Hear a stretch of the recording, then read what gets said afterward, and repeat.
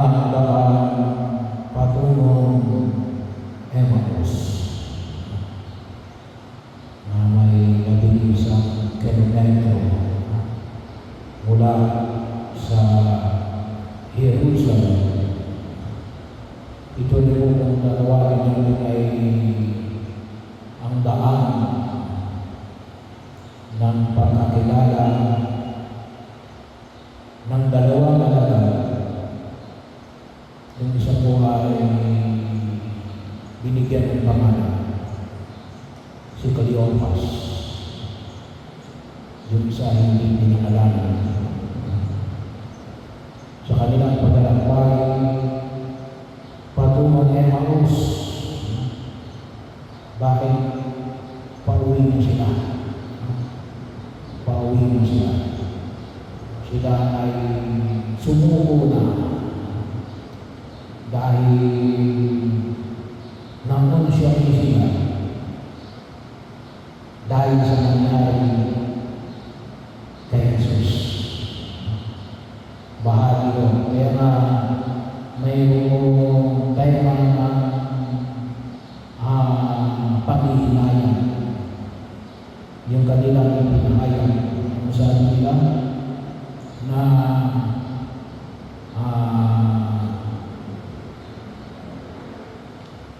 siya pa naman ang inaasahan namin magliligtas sa bayan ng Israel. Kaya ang kanilang pagkaunawa sa inyo ay bilang political messiah, political leader. Hindi nila naunawaan ang pagliligtas kanila sa bayan ng Israel ay spiritual liberation. Bahagi, hindi lamang isang politiko. Kaya bahagi mo na kung saan ay sabi na dito, bagamat narinig nila na yung may nakakita na ilang babaeng kasama nila na nagpapahayag na nakita nila sa Jesus na muling nabuhay. Sabi nito ay nakakita ng isang pangitang. Mga anghel na nagsasabing buhay sa Jesus.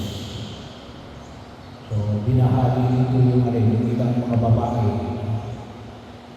At ipinamaningin dito na rin pumunta rin sa libigan ang ilan sa mga kasama namin, si Pedro at saka si Juan, inutukoy nito. Ngunit na hindi nila nakita sa Jesus. May pag-alin lang. Bahagi yun. Kaya sila ay umuwi na sa Emmaus. Kasi nanunsya na sila. Disappointed. Bigo kanilang damdamin.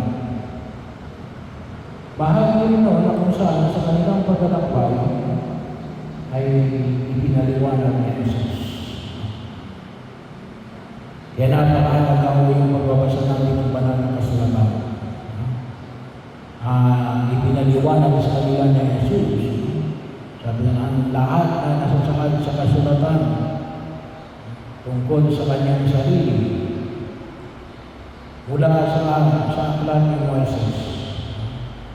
Panalaman natin yung unang 5 aklat ni Moises sa Genesis, Exodus, Leviticus, Numbers, Deuteronomy, hanggang sa mga sinabi ng mga propeta na simulan.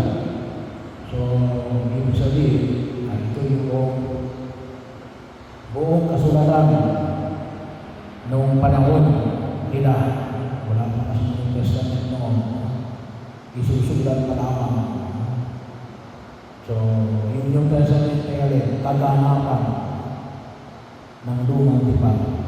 Kaya pinaliwanag na Jesus yung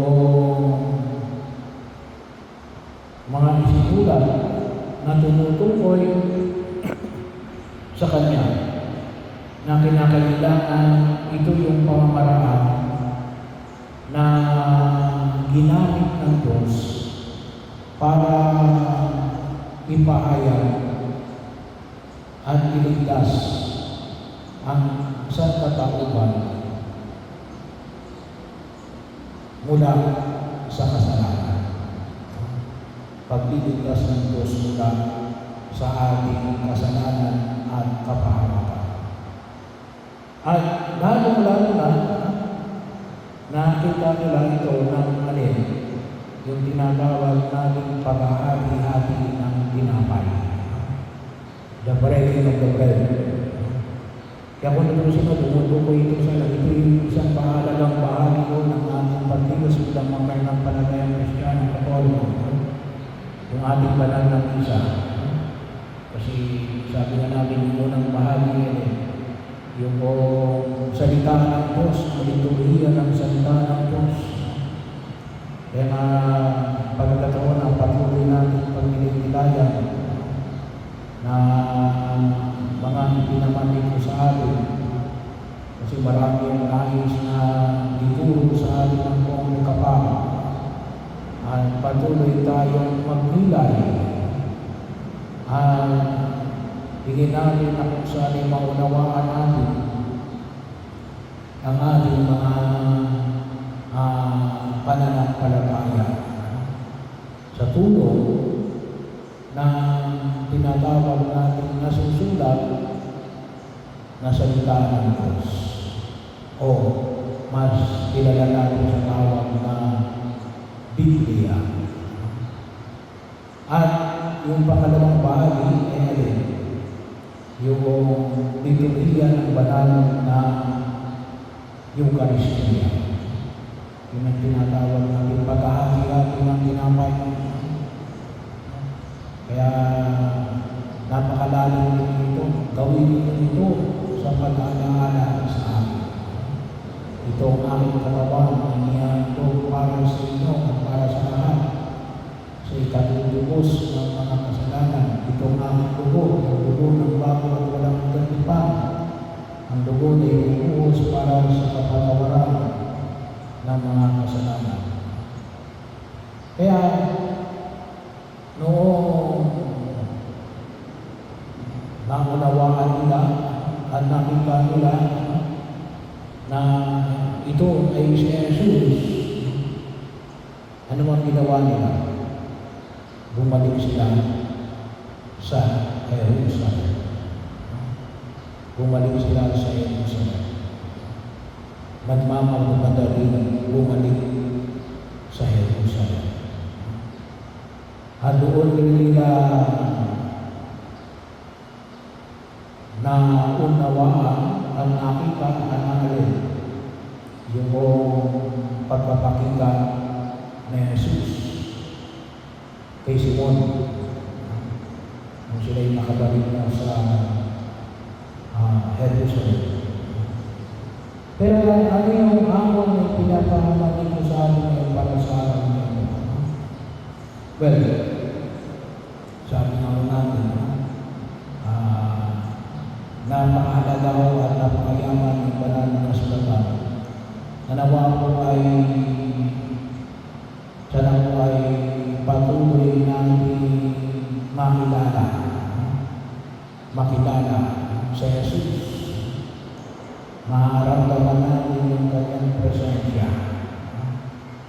Bahagi yung presensya ng kanyang muling pagkabuhay na siyang magbibigay ng lakas sa atin upang isakatuparan natin ang ating mga gawain at pagkilos.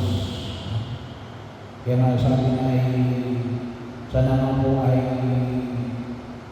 mapagtibay tayo ng ating pananalig na si Jesus ay muling nabuhay. At sa tayo, mananais natin yun na pagpililayan. Sabi ako natin yun yung diwanagan tayo ng Kristong muling kabuhay. Una, sa pamamagitan ng kanyang banal na kasulatan, patuloy tayong magnilay, mag-aral ng banal na kasulatan. At sana na po ay makita natin na ito ay patuloy na kaganapan ng ating pagliligtas sa Diyos. Pangalawa ay yun ang patuloy kong paanyaya. Kung walang handa, tumanggap ng Panginoon. Ano lang naman yung handa? Kasalanan malaki. Kung mayroon kayong kasalanan malaki, hindi kayo pwede tumanggap ng Panginoon. At anong pa yung isa? Yung Eucharistic fasting. Yung isang oras na hindi pagkain o pag-inom, maliban lamang ng tubig. Pero kung wala ito, tanggapin niyo si Jesus. Kasi sabi na natin, inihahandog niya ang kanyang sarili. Sabi nga natin, ito yung ating paniniwala na ibinibigay niya ang kanyang sarili. Hindi lamang sa krus, sa bundok ng Kalbaryo, ngunit tuwing kailan, tuwing tayo nagdiriwang ng banal na misa. So, kung wala itong dalawang lang na ito, tanggapin ninyo si Jesus. Kasi siya narito. Hindi lamang sa salita, hindi lamang sa Espiritu, katawan at dugo.